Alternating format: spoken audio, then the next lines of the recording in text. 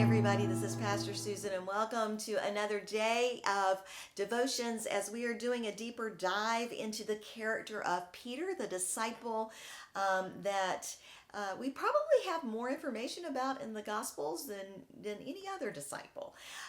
But this story today, we kind of talked about, we've gone through the call of Peter, and we've talked about how he's very passionate and he's impulsive, and sometimes he speaks too quickly, and sometimes he acts too quickly, and sometimes he gives bold witness.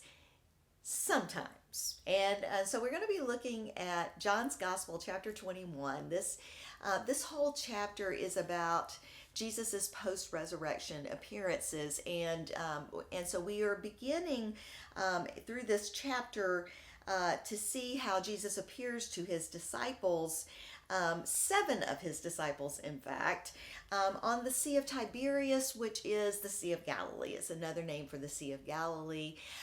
What's really interesting, if you remember the story of when Peter is first introduced, and he is he's gone all night without catching any fish, and Jesus says, cast your net on the other side, and he does, and he's called, and Jesus says, you'll be fishing for people, not just fish.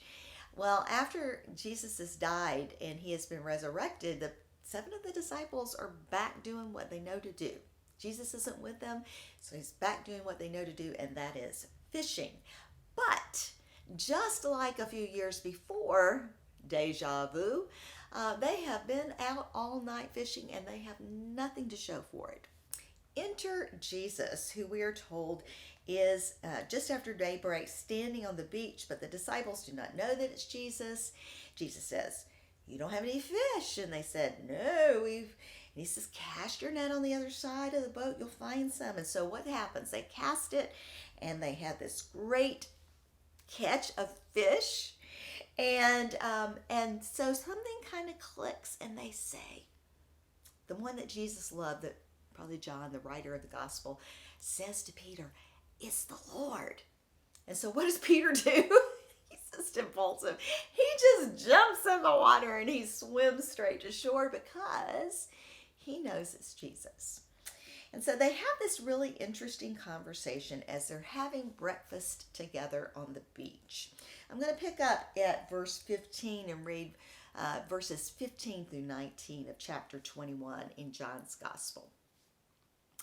When they had finished breakfast, Jesus said to Simon Peter, Simon, son of John, do you love me more than these? He said to him, yes, Lord, you know that I love you. Jesus said to him, feed my lambs. A second time, he said to him, Simon, son of John, do you love me? He said to him, yes, Lord, you know that I love you. And Jesus said to him, tend my sheep. He said to him a third time, Simon, son of John, do you love me? Peter felt hurt because he said to him the third time, do you love me? And he said to him, Lord, you know everything. You know that I love you. Jesus said to him, feed my sheep. Very truly, I tell you, when you were younger, you used to fasten your own belt and go wherever you wished. But when you grow old, you will stretch out your hands, and someone else will fasten a belt around you and take you where you do not wish to go. He said this to indicate the kind of death by which he would glorify God. After this, Jesus said, follow me.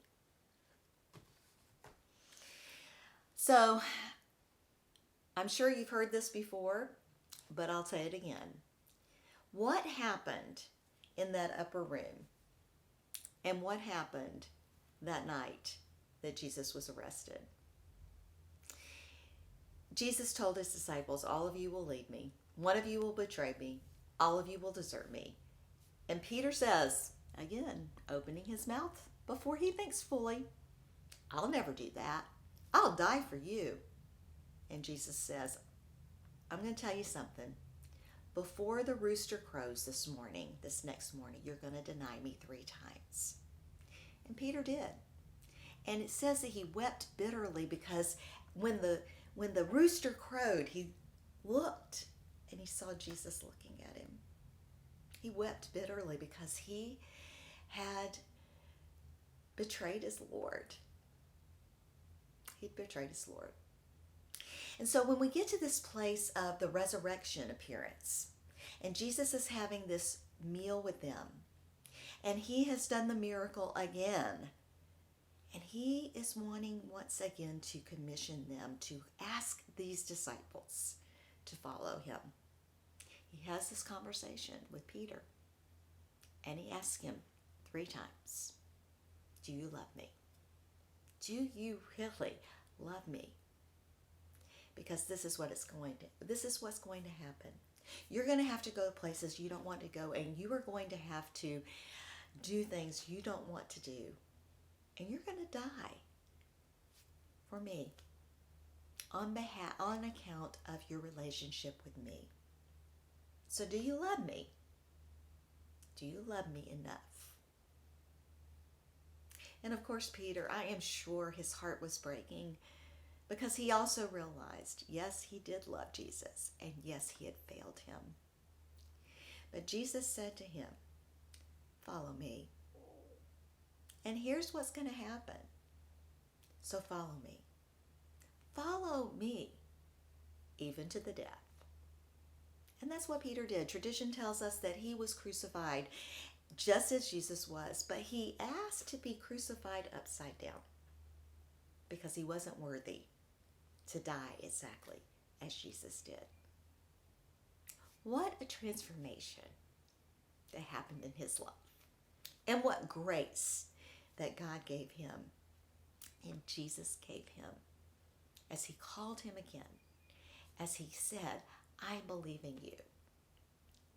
Here's what you need to do. So my prayer for you and for me today is that we might consider the cost of discipleship, that we might consider what it means to follow Jesus in your life and in mine, and that we might once again dedicate our lives to following him. Jesus is asking you and me today, do you love me? Do you really love me? Then follow me.